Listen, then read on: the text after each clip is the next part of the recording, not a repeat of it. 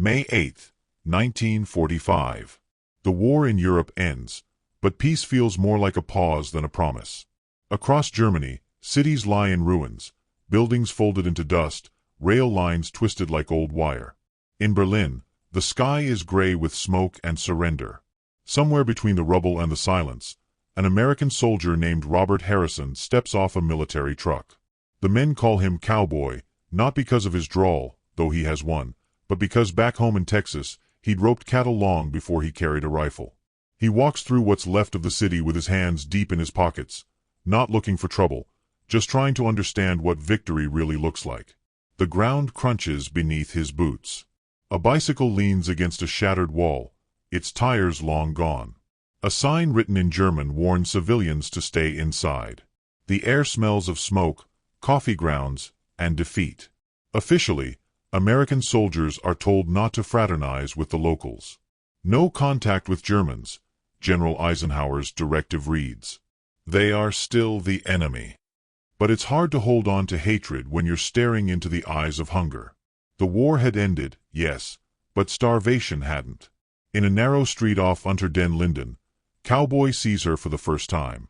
A young woman, mid-20s maybe, her dress patched to the sleeves, her shoes worn down to the thread. She's sweeping glass from the doorway of what used to be a bakery. Her name, though he doesn't know it yet, is Lieselotte Mahler.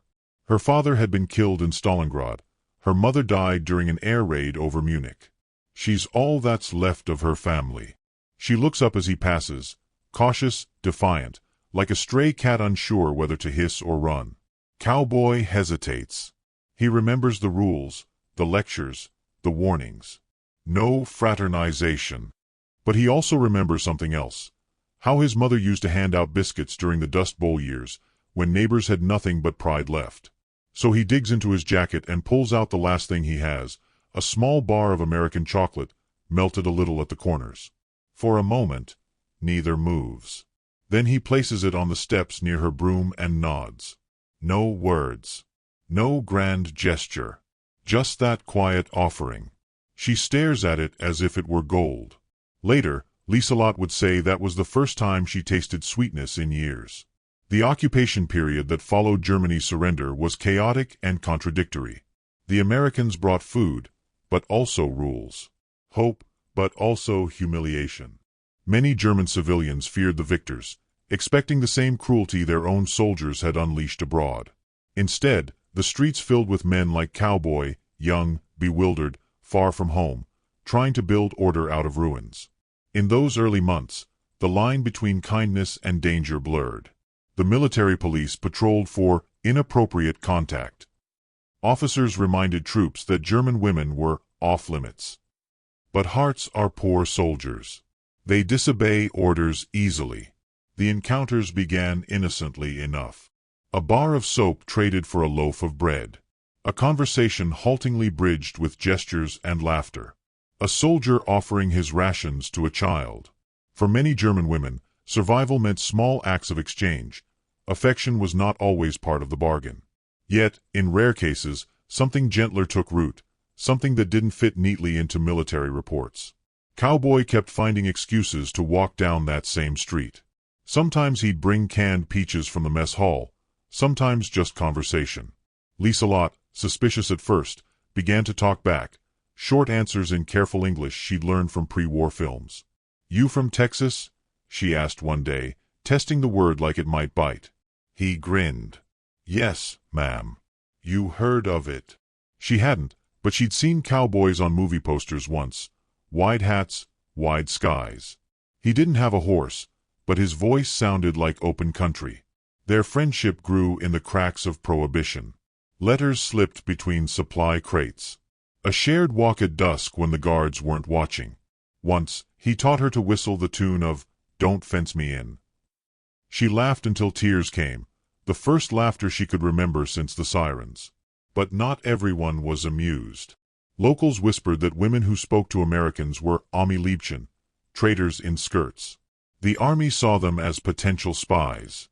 Even other GIs mocked Cowboy's soft heart. "You fallen for a Kraut, Tex," one said. Cowboy only shrugged. "I guess peace has to start somewhere." By the winter of 1946, Germany had become a strange mix of hope and hunger. The Marshall Plan was still a rumor. Coal was rationed. Yet, through the cold, marriages began to bloom in secret. The statistics would later tell the story. By 1948, more than 20,000 German women had married American servicemen.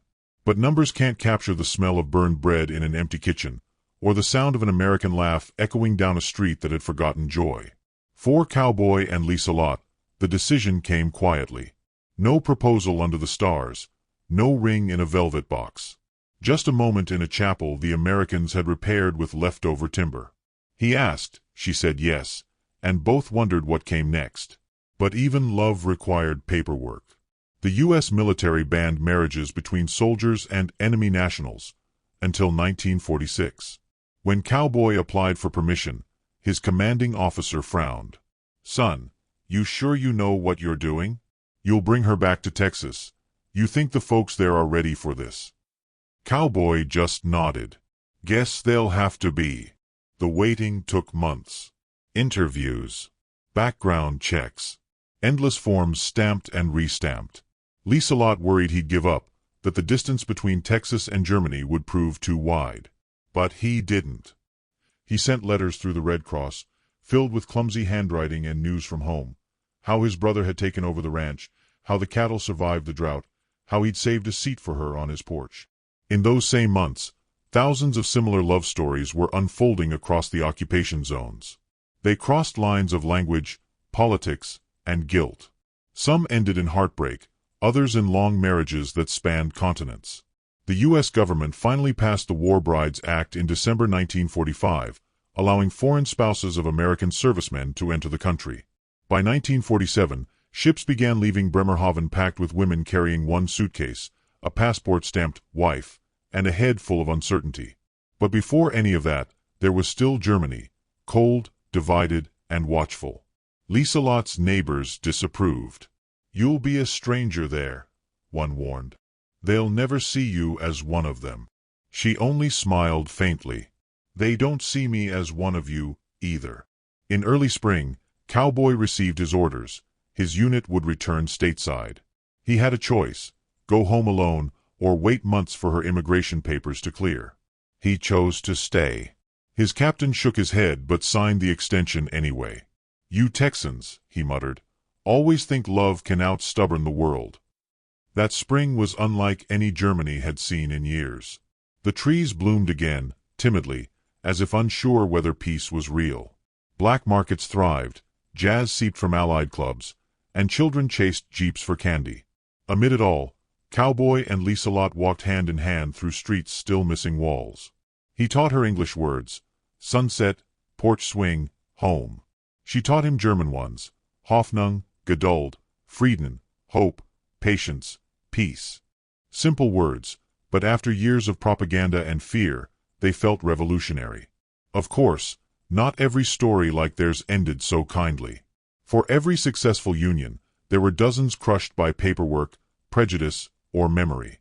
Some soldiers returned to wives in America. Others found themselves unable to reconcile love with the ghosts of war. A few women who dared to marry former enemies were ostracized, even assaulted. But history has always been written by exceptions, and Cowboy and Lisa Lott were one of them. One evening, they found themselves at the edge of Tempelhof airfield. Planes roared overhead, carrying supplies into the city that once bombed London. Cowboy looked up at the contrails slicing the dusk and said, "Funny thing. We came here to break this place. Now we're the ones trying to keep it from falling apart." Lisa Lott leaned her head on his shoulder. "Maybe breaking is how things begin again," she said softly. By mid-1947, their papers came through. Lisa Lott received clearance to travel as an official war bride. The term embarrassed her. It sounded transactional, bureaucratic, like she'd been shipped as part of the spoils. Cowboy didn't like it either, but he figured the title didn't matter as long as the ticket worked. At Bremerhaven port, hundreds of women lined up under the American flag, waiting to board transport ships. Each carried a cardboard tag with a husband's name and destination: Chicago, Kansas City, Dallas. The air smelled of salt and new beginnings. Lisa Lott turned once to look at the shore, at the land that had raised and ruined her. She thought of her parents, of ration cards and air raid sirens, of the bakery that no longer stood. Cowboy squeezed her hand. "Ready?" he asked. She nodded. The ship's whistle echoed across the harbor. For many, it sounded like freedom. For others, like exile. Historians later said that love between former enemies helped humanize the aftermath of war. It's a neat phrase for something far messier. These couples carried with them the weight of two worlds, the conqueror and the conquered, bound by something fragile enough to break under history's thumb. Yet they endured. Letters and diaries from that time speak less of politics than of simple miracles. A warm meal, a shared song, a bed without bombs overhead. Cowboy and Liselott would one day settle on a small ranch outside Amarillo, but that part belongs to the next chapter. For now, on this gray morning in 1947, as the ship pulls away, we linger on their faces, two silhouettes framed against the sea. She whispers something in German, barely audible over the wind. "Was jetzt. What now?" Cowboy smiles, his hat pulled low, the same way he did the first day he met her. "Now," he says, "we live." As the harbor shrinks behind them, Germany recedes into mist. The ocean ahead gleams like a blank page. The narrator's voice fades to a gentle close. History remembers wars by the battles they fought, not by the hands that rebuilt afterward. But sometimes, peace begins in the smallest of gestures, a chocolate bar left on a doorstep, a smile across enemy lines. In 1945, the world discovered that forgiveness doesn't march in uniform. It arrives quietly, holding out its hand. The ship cut through the North Sea toward New York Harbor, carrying hundreds of women whose lives had been defined by rubble and ration lines, now bound for a strange, sprawling country across the ocean. Among them, Liselott Mahler clutched a small leather suitcase and the hope that America would be what Cowboy had promised, a place where she could breathe again, free from fear, free from air raid sirens, free from the ghost of war that had followed her through every street of Berlin. She did not speak English well. The words she had learned from letters and films would hardly survive the cacophony of a crowded port and the thick accents of strangers. Cowboy had promised he would be there to meet her, and she clung to that promise like a lifeline. She imagined Texas as he had described it: wide fields, endless sky, cows grazing in the sun, the smell of dust and leather and sweet grass. Yet she could not shake the anxiety twisting in her stomach. The world was enormous, and she was about to be thrown into the very heart of it. When the gangway lowered, Cowboy was there. His uniform had been replaced with plain clothes, denim and boots, his hat pulled low over his brow. She recognized him instantly, though he looked smaller somehow against the expanse of the port. He grinned, and that grin had the effect of smoothing out some of the tension curled tight in her chest. He held out a hand, and in that instant, Liselott felt as if the ocean itself had narrowed to the space between them. America hit her like a wave. The air smelled of coal smoke, salt, and gasoline, mixed with the strange sweetness of city streets. Towering buildings cut jagged shadows across the harbor. Streetcars clanged their iron bells. Cars honked in ways that made her jump, and everywhere she looked, she saw faces unfamiliar and unrecognizable, moving fast, saying things she could only half understand. Cowboy guided her gently through the crowd, keeping her close, speaking softly. "Almost there," he said, though she was not sure whether he meant the train station, the city, or the life waiting beyond. Their journey to Texas was a blur of train whistles, whistle stops, and bewildering scenery. Liselott stared out the window, watching forests give way to fields, fields give way to scrubland, scrubland give way to the wide-open plains she had only imagined. For hours she pressed her hands to the glass, tracing the horizon as if she could memorize it and hold it forever. Cowboy sat beside her, occasionally offering explanations, sometimes simply letting her take it all in. "It's a long way from Berlin," he said once. She nodded, though she could not think of the words in English to describe how that felt. By the time they reached Amarillo, the sun was low and the sky a vast, bruised orange. The land rolled gently, dotted with cattle grazing, with windmills turning lazily against the horizon. Liselott stepped off the train and felt her legs tremble. This was not the world she had known. The streets were clean, the houses bright, and the air smelled of hay and leather and something she could not name, yet wanted to inhale forever. Cowboy laughed when he saw her expression. "It's bigger than you imagined, huh?" He had a way of saying things that made her feel at once terrified and comforted.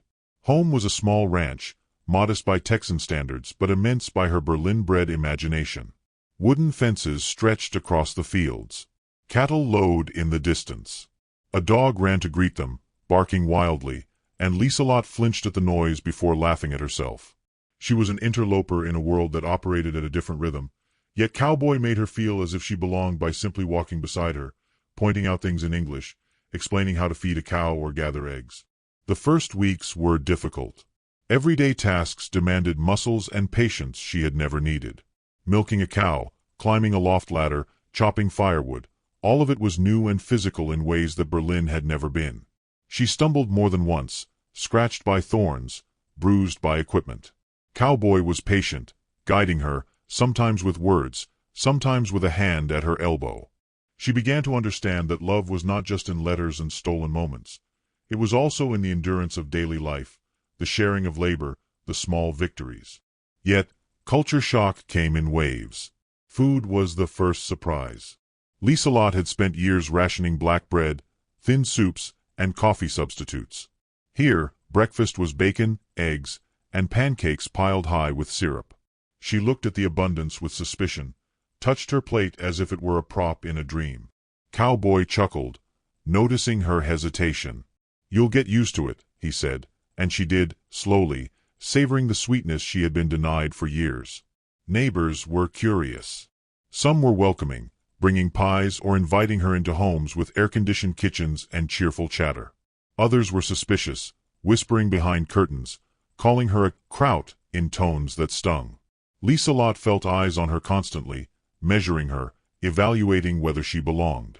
Cowboy often took her hand when they walked to town, an unspoken shield against the disapproval and prejudice that lingered even in the quiet towns of Texas. Language remained a barrier. She had learned enough English to manage letters and brief conversation, but the idioms and slang of rural Texans often left her confused. "Hold your horses," "bless your heart," "don't have a cow," phrases she repeated under her breath until they began to make sense. Cowboy laughed at her attempts, and she learned to laugh with him, realizing that humor could bridge more than words ever could. The first holiday season in Texas was both magical and bewildering. Lieselot had never experienced Christmas like this. Pine trees in homes, stockings hung over fireplaces, a table groaning under roasted meats and sweet desserts. The lights dazzled her, the children's laughter startled her, and yet, in the glow of candlelight, she felt something she hadn't dared to imagine: belonging. Cowboy watched her, noting every smile, every hesitation, every moment she softened to this new life. He knew that love required patience, and he had it in abundance. Yet, challenges persisted. Cowboy's family, proud Texans with roots deep in the soil, were wary of Lieselot. They had heard stories of Germans during the war, of destruction and cruelty, and the memory lingered like a shadow. Family gatherings were tentative at first, conversations polite but stiff. Lieselot, ever careful, watched and listened, learning the rhythm of their lives, their expectations, their values. Over time, she began to share her own experiences, telling them of ration lines, bombed-out streets, the fear that had clung to her since childhood. Slowly, the ice began to melt. Stories of suffering, survival, and hope have a way of bridging even the widest divides. The community at large, however, did not always understand. In town, she encountered stares, subtle slights, questions designed to test her loyalty. She had to navigate them with grace and patience, learning to smile without revealing offense, to answer questions without anger. Through it all, Cowboy remained her anchor, a constant reminder that she was wanted, that her presence had meaning. His own people sometimes challenged him, asking why he would marry someone from the enemy nation. He would simply shrug, grin, and say, "She's not the enemy. She's the future." Even daily chores offered lessons in adaptation. Lieselot had to learn how to drive a truck, how to manage livestock, how to cook in a kitchen with appliances she had never seen. Each mistake elicited gentle correction rather than frustration, and she grew stronger, more confident, more fully herself. Cowboy watched her with pride, sometimes teasing her when she struggled, other times quietly admiring her determination. Love, he realized, was as much about witnessing resilience as it was about shared joy. Children soon became part of their world, bridging the gulf between old and new. Local children fascinated by her accent and stories followed her around the ranch, asking about Berlin, about chocolate, about air raids. She told them carefully, softening the horrors with tales of kindness and ingenuity. In return, they taught her games, songs, and slang, guiding her further into the rhythm of American life. Cowboy watched these interactions and understood that Lieselot's assimilation was both voluntary and natural, a merging of two cultures through curiosity and respect. Religious and social institutions also played a role. Church attendance, community events, and civic participation helped Lieselot navigate a world that was initially foreign. She found solace in the familiar structure of faith, even as the rituals were conducted in a language she was still learning. In these spaces, she discovered both support and scrutiny, acceptance and doubt, and slowly, she carved out her own identity as both German and Texan. Letters from Germany occasionally arrived, reminding Lieselot of the life she had left behind. Friends who had survived, towns that were rebuilding, memories that were both comforting and painful. She read them silently, holding the paper to her chest, feeling the distance stretch between past and present. Cowboy never pried. He knew that love also required patience with one's own history, respect for memories that were not his to rewrite. By the end of their first year in Texas, Lieselot's confidence had grown. She rode horses across the fields, cooked full meals without guidance, spoke English fluently enough to joke with neighbors and answer questions from curious townsfolk. Yet she never lost her German accent, her careful cadence, her stories of a city that had known ruin. Cowboy appreciated this. It was a reminder of where she had come from, and of the resilience that had drawn him to her in Berlin.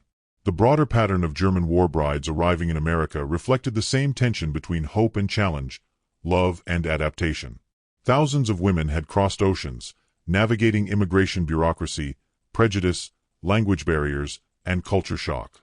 Many found joy, others heartbreak, but each carried the lessons of survival and the courage to begin anew. In these stories, one sees the transformation of both the individual and the nation, a Germany wounded and humbled, an America growing in empathy and understanding, and the invisible threads of history weaving people together across continents. Cowboy and Lieselot became emblematic of this union. Their story, simple yet profound, shows that love can thrive even in the aftermath of destruction, that hope can endure even when the world seems irreparably broken. Together, they learned to negotiate compromise, to navigate misunderstanding, and to build a life that honored both the past and the possibilities of the future. In the evenings, they would sit on the porch, watching the sun dip below the plains, the horizon endless and golden. Cowboy would play a harmonica, and Lieselot would hum a German tune, the two melodies merging into something neither fully American nor entirely German, but uniquely theirs. It was in these moments that the enormity of their journey became clear. They had crossed oceans, survived war, endured separation, and arrived at a place where love could take root, despite every obstacle. Their children would grow up bilingual, bicultural, inheriting the stories of Berlin and Texas alike. The legacy of forgiveness, courage, and resilience would be passed down, a quiet testament to the power of human connection. And though the world would continue to change, the memory of that first meeting, a chocolate bar left on broken steps, a cautious smile exchanged in the rubble of a defeated city, would endure as the spark that made everything possible. Cowboy and Lieselot's story concludes this chapter not with fanfare, but with quiet triumph. The embrace of life, the acceptance of difference, and the recognition that home is not just a place, but a promise kept. And as the camera of history pans out, we see the vast American plains dotted with ranches, towns, and families, a country rebuilt not only by industry and policy, but by the courage of individuals who chose love over suspicion, understanding over fear, and humanity over the bitterness of war.